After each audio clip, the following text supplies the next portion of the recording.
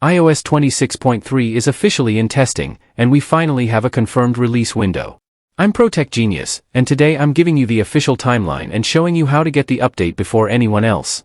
Based on Apple's historical patterns for X.3 updates, the public release is set for the last week of January. My best bet is Monday, January 26th. Mark your calendars, because that's when the bug fixes for 26.2 finally arrive. If you don't want to wait until the end of the month, you can download the public beta right now. Go to Settings, then General, then Software Update. Tap on Beta Updates and select the iOS 26 public beta.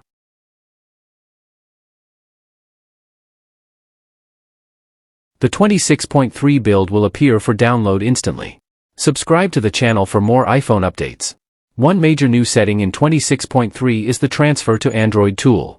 Even if you aren't switching, check this in Settings, then General, then Transfer or Reset. Apple has simplified the data migration process significantly in this build. This update focuses heavily on stability.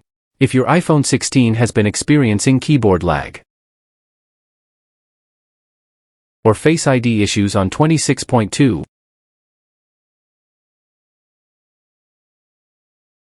the 26.3 build fixes these specific kernel bugs. It's a 6 GB download,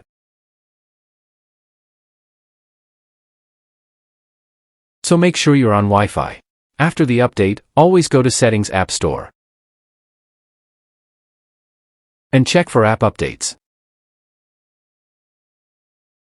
Many apps require a new patch to run correctly on the 26.3 architecture to prevent crashing. iOS 26.3 is a solid stability update, but there's a catch. Before you update, you must see the huge leak about the new ads Apple is testing in this version. I covered everything in my latest video right here.